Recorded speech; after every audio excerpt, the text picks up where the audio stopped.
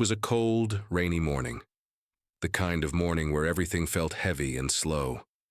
Rain tapped gently on the windows of the small-town courtroom. People came in wearing wet coats, holding umbrellas, shaking off the cold. Inside, the courtroom was quiet but tense. A few lawyers spoke in low voices.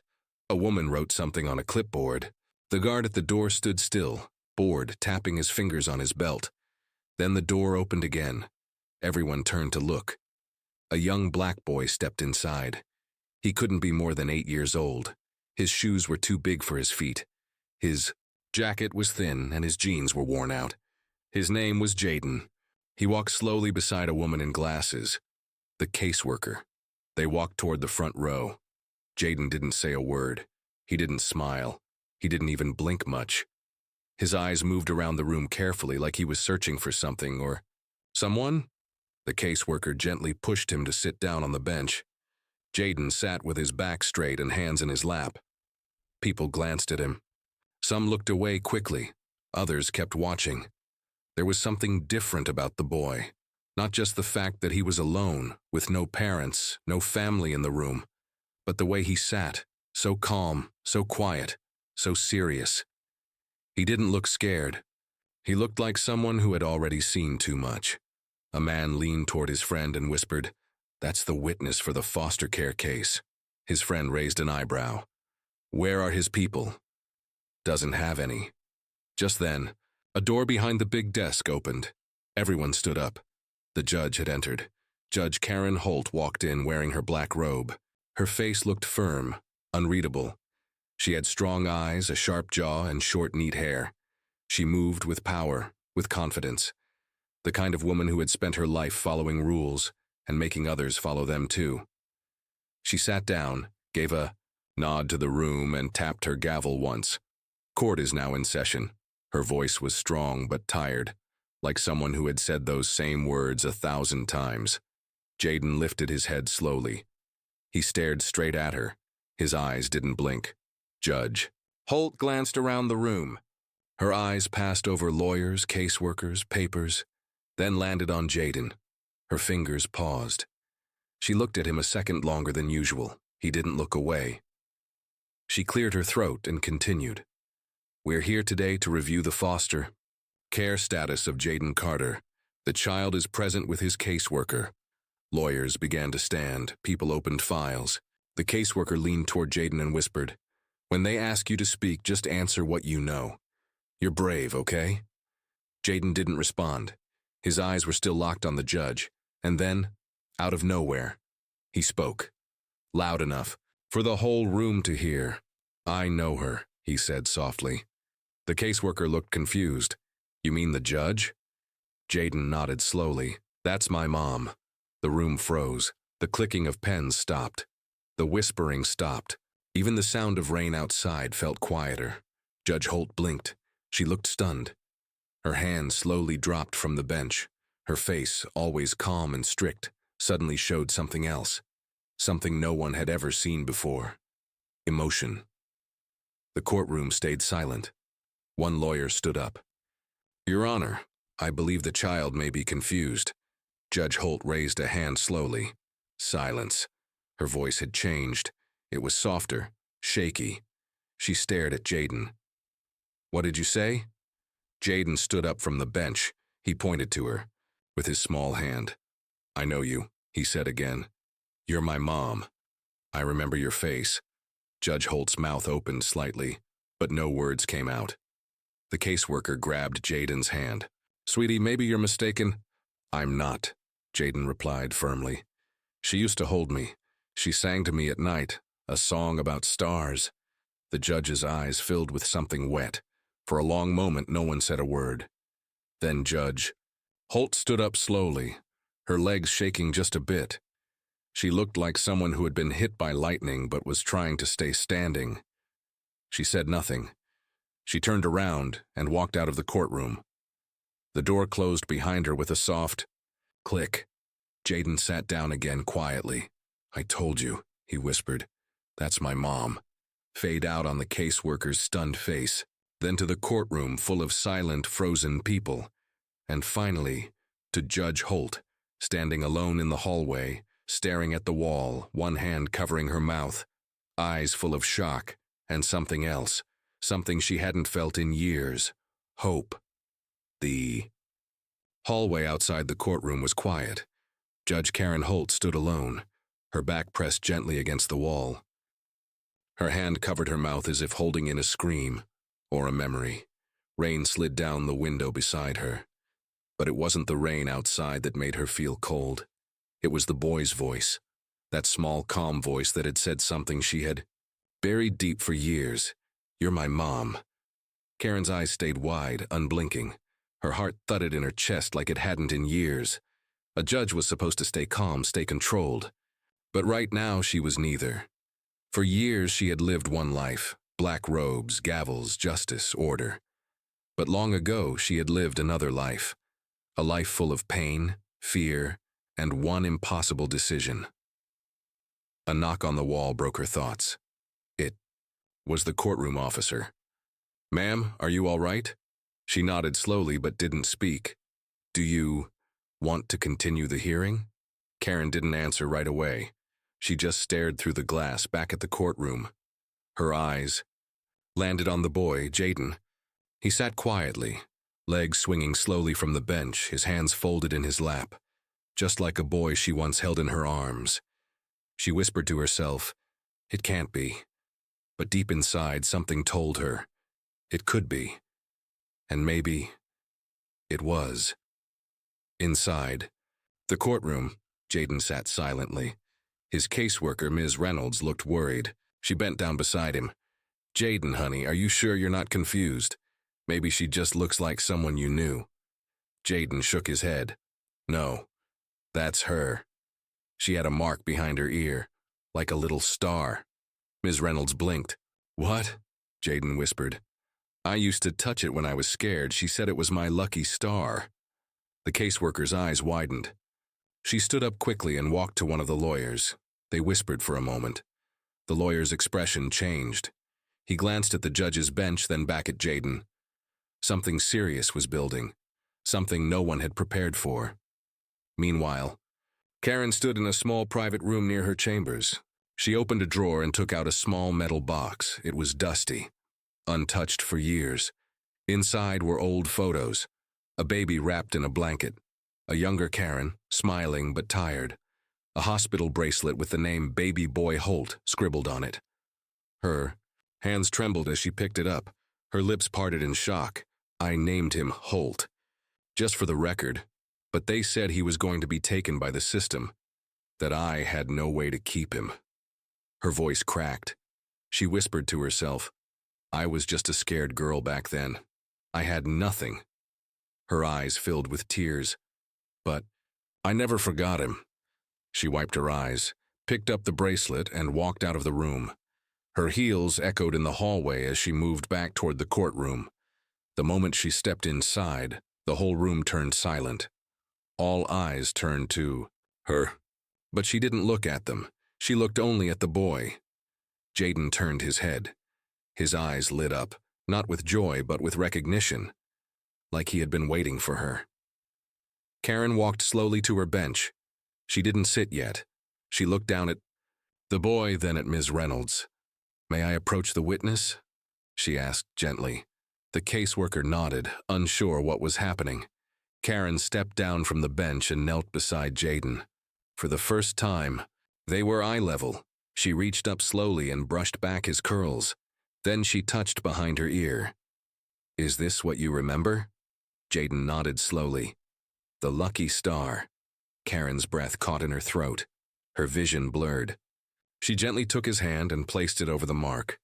Jaden held it there like he had done long ago, without even thinking. Tears spilled from Karen's eyes. The courtroom gasped. A woman in the back put a hand over her mouth. A lawyer dropped his pen, and Ms. Reynolds, who had handled hundreds of foster kids, suddenly looked like she couldn't breathe. Karen hugged Jaden, softly at first, then tighter. "I'm sorry," she whispered. "I didn't want to leave you. I didn't know where you went." Jaden didn't say anything. He just let her hold him. Then he whispered, "I waited." That was when Karen Holt, respected. Judge Strong, powerful, broke. Right there in the courtroom in front of everyone, she broke down in silent tears. The gavel was never used again that morning. The courtroom became a place not of judgment, but of reunion, of healing, of one boy alone in the world finding the one person he never stopped waiting for, and of a woman who had lost her child to life's cruel turns, finally facing the truth she had buried for years. The past had caught up with the present, and the story wasn't over. The next morning, the courtroom looked different. It wasn't the wood or the walls that changed. It was the feeling. The room that usually held hard truths and cold decisions now carried something warmer, something uncertain. Judge Karen Holt sat quietly in her chambers. Her black robe hung neatly beside her, but she hadn't put it on yet. She wasn't sure if she could. Not after yesterday. Jaden's voice still echoed in her mind. "You're my mom." I waited. She looked down at the hospital bracelet she now kept in her coat pocket. It was real. Jaden was real. Her son. And yet, how could this be? The record said he had been placed with a foster family shortly after birth. She'd signed the papers, heartbreaking, convinced she had no choice. Back then, she was just a scared teenager. Her parents had kicked her out. She had no job, no money. The court had said it was for the best. But now, the system had brought him back. Was it fate, or a cruel reminder of what she had lost? A soft knock pulled her from her thoughts. Her assistant peeked in. "Ma'am, Ms. Reynolds is here." She brought the boy. Karen's heart skipped. "Send them in," she whispered. Jaden stepped in, holding a small stuffed lion in his hand. He looked unsure but not afraid. Ms. Reynolds gave a polite nod and stepped back, giving them space. Karen knelt down again. "You remembered me," she said gently. Jaden nodded. "I don't forget people." Karen smiled through the heaviness in her chest. "You said you waited. What did you mean?" Jaden looked down at his lion. "My first foster mom said my real mom was gone. But I didn't believe her. I had dreams. Of a warm voice, a star behind an ear, and someone who used to sing to me when I cried." Karen's breath caught. "I used to hum to you, every night." Jaden smiled, just a little. "I knew it," he said. Ms. Reynolds stepped forward. "Ma'am, I've looked into his case file. There are holes." Karen looked up, surprised. "What kind of holes?" The caseworker pulled out a folder. Jaden was placed into emergency foster care after birth, but the agency handling them placement went bankrupt 5 years ago. Many records were lost or never digitized. She flipped to a page. "There's no paperwork proving he was ever adopted, just transfers, group homes, temporary placements." Karen's eyes narrowed. "You mean he's still legally a ward of the state?" Ms. Reynolds nodded slowly. "Technically, yes." A long silence filled the room. Then Karen whispered, "Which means I can file to adopt him." Ms. Reynolds blinked. "You'd do that?" Karen stood up, now steady and strong. "He's my son. I lost him once. I won't lose him again." Later that day, Judge Karen Holt stood not behind the bench, but in front of it. In a rare move, another judge had taken her place for this hearing. Karen stood beside Jaden, holding his hand. The courtroom was filled with people now. Lawyers, journalists, officials, all buzzing with quiet whispers. The story had leaked, but no one really knew what would happen. Judge Lambert, a kind, older man, read the findings aloud. Due to the irregularities in the foster care process, and the verified identity of Judge Holt as the biological mother, and the child's own testimony. He looked down at Jaden. "Young man, do you want this woman to be your mother again?" Jaden stood up straight, looked around the room, and smiled. "I didn't stop wanting her," he said. "I just couldn't find her." The courtroom gasped softly. Karen's knees almost gave out. Judge Lambert cleared his throat. "In that case, this court recognizes the reunification of Jaden Holt with his biological mother, Karen Holt. Custody is hereby restored." The gavel dropped once, and in that one sound, everything changed. The cameras flashed outside the courthouse. News vans lined the street, But inside the building, in a quiet side hallway, a boy and a mother sat on a bench holding hands. Jaden leaned his head against her shoulder. "Are we going home now?" he asked. Karen smiled, though tears were still on her cheeks. "Yes, baby, we're going home." He looked up at her. "Do you still hum when people cry?" Karen laughed softly. "Only for you." And as they stood to leave, the boy looked back at the courtroom doors, a place where he walked in alone and walked out with everything he ever wanted. Rain kept falling softly on the courthouse steps as Karen and Jaden walked out, hand in hand. For the first time in years, Judge Karen Holt wasn't thinking about cases or courtrooms. She was thinking about bedtime stories, peanut butter sandwiches, and whether Jaden liked cartoons or books. They stepped into her car. Jaden looked around quietly. "It's clean," he said. Karen smiled.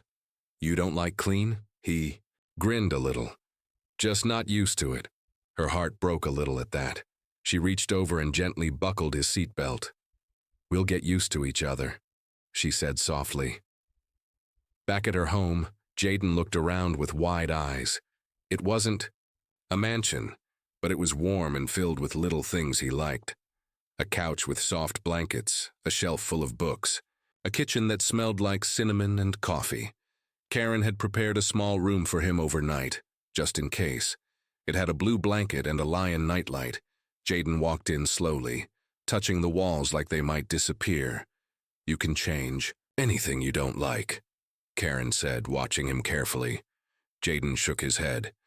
"It's already better than any place I've been." That night after dinner, Jaden sat on the couch with a bowl of popcorn. Karen sat beside him, watching him carefully. He was happy, but something still lingered in his eyes, a sadness he didn't speak. "Jaden," she said gently, "can I ask you something?" He nodded. "Where were you before they brought you to court?" Jaden looked down at the popcorn. "A group home. It wasn't bad, just crowded. Did anyone hurt you there?" He hesitated. Karen's chest tightened. "I'm your mom now," she said. "You can tell me anything." Jaden took a deep breath. "They didn't hit, but they didn't care. Either. One of the workers used to say I was a leftover, like no one wanted me." Karen felt tears sting her eyes. "But I didn't believe them," he said quickly. "I kept that bracelet and the picture, the one of you holding me as a baby." She blinked. "Where did you get that?" "In the folder they gave me when I turned 7. It had stuff from when I was born." Karen stood up suddenly and rushed to her room. She came back with a small silver box. Inside was the same photo. She handed it to Jaden. "I never stopped thinking about you," she whispered. "But they told me you were adopted. They said it was final. I didn't know you were still out there." Jaden touched the photo with both hands. "They lied to both of us," he said quietly. The next morning, Karen went back to the courthouse, not as a judge, but as a mother. She walked into the record room and asked to see Jaden's full case, while the clerk handed her a thin folder, too thin. Pages were missing. Karen flipped through it. No adoption papers, no signatures from official homes, just a trail of transfers and vague notes. Then she saw something strange, an old form stamped, "Placement canceled," but the reason was blacked out. She narrowed her eyes. "This isn't right," she said aloud. She went straight to Ms. Reynolds at the Child Services office. "Why would a placement be canceled and then covered up?" Karen asked. Ms. Reynolds looked uneasy. "Sometimes mistakes are hidden." Karen's voice hardened. "My son was hidden." The caseworker sighed. "There was an old scandal. A few foster coordinators were taking money to move children quickly, without proper paperwork. It was years ago. One of them went to jail." Karen's heart dropped. "Was Jaden one of the kids?" Ms. Reynolds didn't answer, but the silence was enough. Karen clenched her fists. "I want every document, every file, every name involved. My son deserves the truth." That night she sat with Jaden again. He was building a small tower from blocks on the carpet. "Do you ever get angry?" he asked suddenly. Karen looked up. "Sometimes." Are you angry now? She nodded. I am. Because someone tried to erase you. Jaden looked up. But they failed. Karen smiled. Yes, they failed. He picked up the photo again and hugged it. I don't care about them anymore, he said. I have you, now. She leaned down and kissed his forehead. You have me forever. Outside the house, a car sat parked in the dark. A man inside held a phone to his ear. Yeah, he said. It's her, the judge, and she's digging into the old files. She's going to find out what we did. Another pause. Then we handle it like before. The call ended. The man lit a cigarette. Rain tapped against his windshield, and Jaden's new life was now in danger. Again. The next morning felt heavy. Karen stood at the window sipping coffee, as rain drizzled down the glass. Jaden was still asleep upstairs, curled under the lion blanket. The warmth of the home couldn't erase the chill she felt inside. Last night's phone call replayed in her mind. Not one she received, but one. Made by someone else. A stranger in the dark, watching. She didn't know who yet. But she had a feeling. Someone didn't want her digging through Jaden's past. But she wasn't going to stop. At the courthouse records office, Karen returned with a court order she signed herself, giving her temporary access to sealed files. She had pulled a few favors. Not all judges would agree, but some still remembered her loss from years ago. They sympathized. She sat alone in the cold back room, boxes of papers stacked in front of her. She opened the first one labeled, Children's Division Transfer Records 2015. Her hands trembled slightly as she flipped page after page. Then she found it, Jaden's file, real this time. It showed a transfer to a family. Then sudden cancellation with one word written in red pen. Void. Nothing else. No explanation. No reason. Karen's breath caught. She kept going and found names of 3 foster agents involved in Jaden's case. One name made her blood freeze, Thomas Rigg. He used to work in the court as a foster approval officer. Quiet, polite. But he'd been fired. Why? She searched deeper and found it. Fraud. Tampering. Falsifying documents. Her eyes widened. So this wasn't just a mistake. It was corruption. Jaden was one of many. Back at home, Jaden was playing with a small toy helicopter. He smiled when Karen returned. You look tired, he said. She smiled gently and knelt down beside him. I have to tell you something, she said softly. Jaden looked up.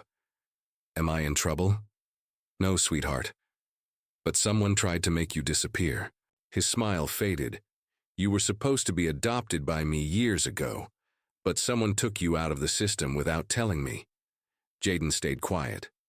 Karen reached into her bag and pulled out the file copy. You see this name? Thomas Rigg? Jaden squinted.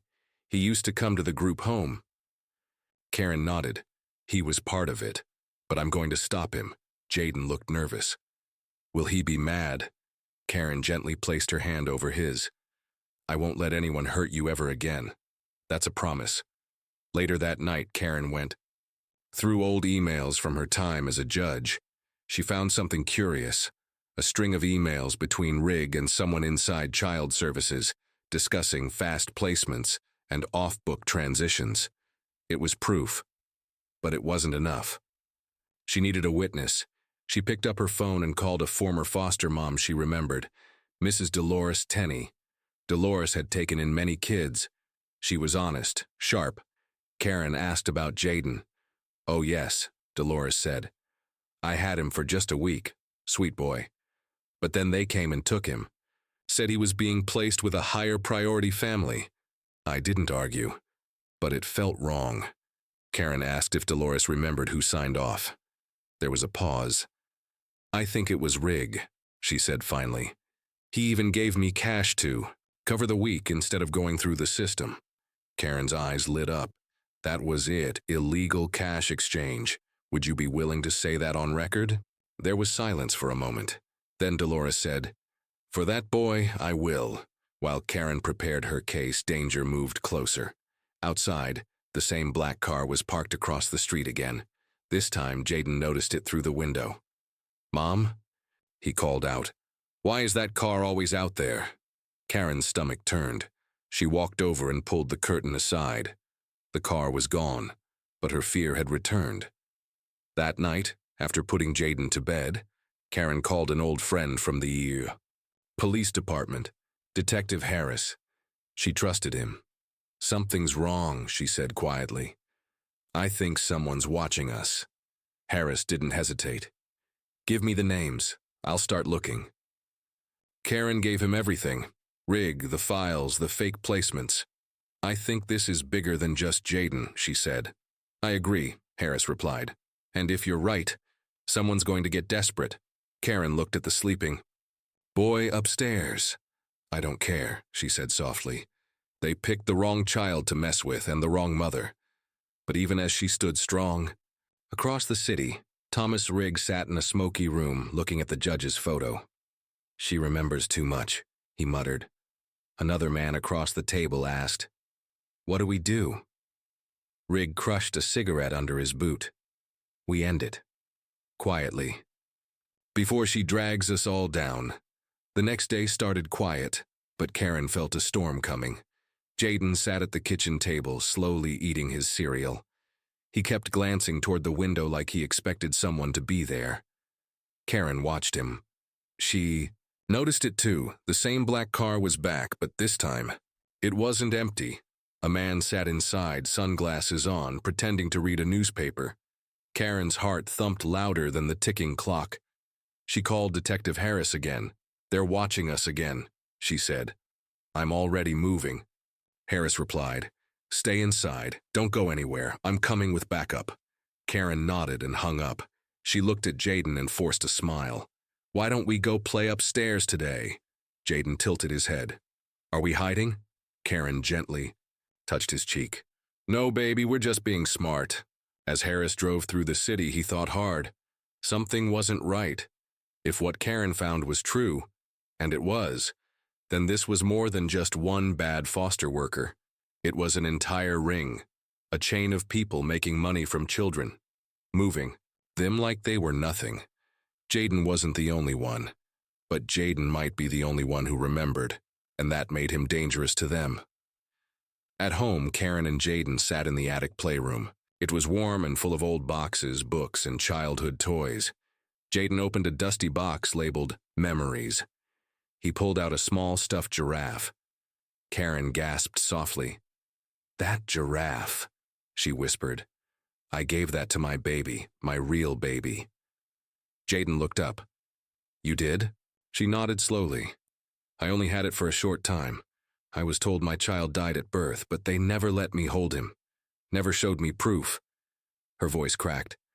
"I thought I was just being crazy, but now, maybe not." Jaden held the giraffe close. "It was always with me," he said quietly. Karen reached out, her hand trembling. She held him, tighter than ever before. Downstairs, tires screeched. Detective Harris and 2 officers stormed toward the black car. The man inside tried to drive, but another police cruiser blocked his path. He was pulled out, searched. His phone was taken. Inside were photos of Karen and of Jaden. Harris's face turned red with anger. "You were watching a child. That's a federal crime. Start talking." The man kept quiet, but Harris already had what he needed. Back at the station, they broke into the man's phone. Messages, contacts, secret folders. One folder was labeled Replacements. Inside, names, numbers, and payments. Karen was right. This wasn't just one mistake, it was a business, and children were the product. Jaden's name was in it. Next to a code, returned, reinsert. It made Harris sick. That evening, Karen stood before her kitchen window staring at the dark sky. Harris had called. He told her everything. They had enough to expose the entire network. But there was a risk. Once the story went public, the people behind it would panic. They might come after her, or Jaden. She didn't care. She looked down at the little boy playing on the floor. He was coloring a picture of a house, and a woman with brown hair holding his hand. Karen's eyes filled with tears. "Is that me?" she asked. Jaden smiled. "That's my mom." Her heart broke and healed all at once. That night, Karen called a news reporter she trusted, one who had covered her court cases before. "This is bigger than a case," Karen said. "This is a system failure, and I want it on record." She sent copies of the files, emails, recordings, everything. The reporter replied, "This will shake the city." Karen answered, "Good. It needs to." But across town in a dark building, Thomas Rigg was losing control. "They've got photos, messages. They're going to ruin everything," a man shouted. Rigg slammed his fist on the table. "No, they don't have proof it was me." Someone threw down a printed photo. It was from the seized phone. Rigg's name, his signature, linked to a transfer file for Jaden, illegally removed. It was over. Almost. "Unless we make one last move," Rigg said coldly. "We silence her. And that, boy." The next morning, Karen found something strange. A plain white envelope on her porch. Inside was just one photo. It was Jaden sleeping in his bed. The photo was taken from outside the window. Her hands shook. Someone had been right outside their home, watching, and they weren't done yet. She picked up her phone. "Harris," she said, "it's time.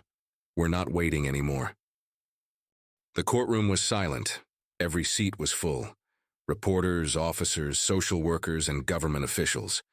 The air felt heavy, like a storm was about to break. At the front stood Judge Karen Holt. But this time she wasn't sitting behind the bench. She stood beside a small boy holding her hand, Jaden. He wore a little black jacket. His eyes scanned the room bravely. This was the moment everything would change. Detective Harris stood tall beside them. He placed files, photos, and evidence on the table in front of the judge. This wasn't just a case anymore. It was an explosion. The media had already picked up the story. They showed Karen's old court files, videos of children passed from house to house, and lists of names connected to the illegal foster ring. The courtroom buzzed with whispers, but when Karen stepped forward, silence fell again. "I stand here today," she began, "not as a judge, but as a mother who lost her child, and a woman who found him in a courtroom where I thought justice lived." She looked directly at the audience. But I was wrong. Justice was not there. Not for children like Jaden. Not for dozens of kids used, hurt, and thrown aside by a system designed to protect them. Jaden held her hand tighter. "I lost him once," she continued. "I will not lose him again." A reporter's camera clicked. A woman in the front row wiped her tears. Then Detective Harris stepped forward. He pulled out the biggest piece of evidence, a hidden folder from the seized phone titled Replacements. He handed it to the panel of judges reviewing the case. "These are the names of children moved without permission, sold between homes like furniture. These are the officials who signed the transfers, knowing full well what they were doing." People gasped as names were read aloud. One of them was Thomas Rigg, a respected child welfare director, now exposed as the leader of the network. Just as Harris spoke his name, the courtroom doors burst open. Police officers stormed in, and behind the handcuffed and pale stood Rigg himself. He was dragged forward, glaring at Karen. "You think this changes anything?" he hissed. Karen stepped forward slowly. "I know it does," she said, her voice steady. "Because you messed with the wrong child." Jaden looked up. "And the wrong mother." Reporters rushed forward. Cameras flashed. The courtroom was chaos. But Jaden didn't move. He stood quietly, his hand still in Karen's. Judge Marcus, the head of the panel, stood up. His voice cut through the noise. "This court finds strong evidence of abuse of power, child endangerment, and organized crime within our foster system. Emergency action is being taken, and those involved will be punished." Rigg screamed as he was pulled away. Karen held Jaden close. Her hands trembled, but her heart felt strong. Later that evening, they stood outside the courthouse. Reporters gathered again. One woman asked, "Judge Holt, what will happen to the boy now?" Karen smiled, her eyes full of tears. "He already knows," she said softly. Jaden stepped forward. He looked into the cameras and said clearly, "She's my mom now, for real this time." Gasps and claps filled the space. Even some police officers cheered quietly. That night, back at home, Karen tucked Jaden into bed. He held the old giraffe plush in his arms. "Do I have to call you Judge Karen forever?" he asked sleepily. She smiled and shook her head. "No, baby, you can just call me Mom." He grinned. "Okay, Mom." She kissed his forehead, turned off the light, and whispered, "You saved me more than I saved you." Meanwhile, across the city, new laws were being drafted. The system had failed too many. Now, thanks to one boy's courage and one mother's love, things were finally starting to change.